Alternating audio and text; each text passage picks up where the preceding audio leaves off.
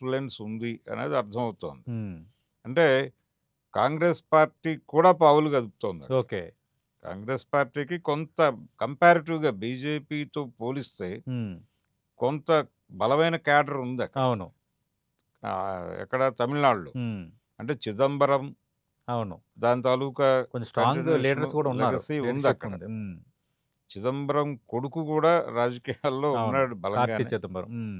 కాబట్టి ఇది ఆ యాంగిల్ కూడా ఉంది. ఓకే. రెండోది తను కొంత డీఎంకేకి, బీజేపీకి వ్యతిరేకంగా నేను నిలబడతాను హ్మ్.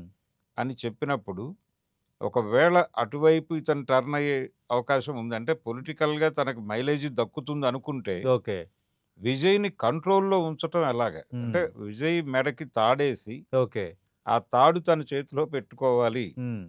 అనేటువంటి ఉద్దేశం హ్మ్. బహుశా బీజేపీకి ఉండే అవకాశం ఉంది. ఓకే. అంటే వాళ్ళు ఎవరినైనా కేసులతోనే ఆపరేట్ జేస్తున్నారు. హ్మ్. ఈ కేసులు, గందరగోళాలతో ఆపరేట్ చేయటము, ఇమేజ్‌తో ఆడుకోవటం, ఓకే.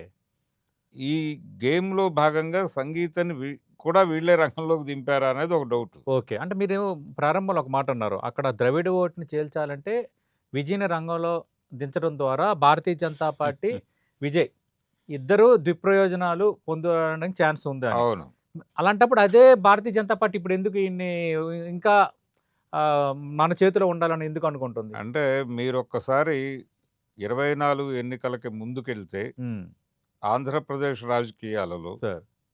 చంద్రబాబు నాయుడు గారి అరెస్టు హ్మ్. అనే దగ్గరికెడితే, ఆ! ఆయన అయ్యే సందర్భంలో కేంద్ర హోం మంత్రిత్వ శాఖకి తెలిసే జరిగిందది. హ్మ్. వారి అనుమతితోనే అరెస్టు జరిగింది అనే విషయం చంద్రబాబు గారికి కూడా తెలుసు. ఓకే. తెలిసిన తర్వాత ఆయన అరెస్టయి రాజమండ్రి జైలుకి వెళ్ళే లోపు హ్మ్. ఆయన బ్రెయిన్‌లో మనం అంటే అప్పటి వరకు ఆయన బీజేపీకి లవ్ లెటర్స్ రాస్తున్నాడు. హ్మ్. మనం మళ్ళీ కలిసి వెళ్దామని. అవును.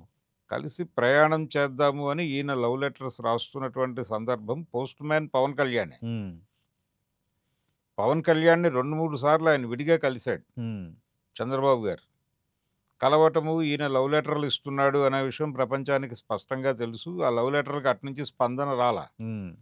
రాలేదు. చివరికి ఫైనల్‌గా మనని అరెస్ట్ చేయిస్తున్నారు అంటే, ఏదో చెడింది అనేది అర్థమైంది. ఈయన మనసు నెమ్మదిగా అటువైపు అప్పటి ఇండియా కూటమి వైపు హ్మ్. మరలుతున్నటువంటి సందర్భం. హ్మ్. దీన్ని వాళ్ళు గుర్తించి మమతా బెనర్జీ అవును. వీళ్ళందరూ వరుసగా ప్రకటనలిచ్చారు. హ్మ్. చంద్రబాబుని ఇమ్మీడియేట్‌గా రిలీజ్ చేయాలని. అవును.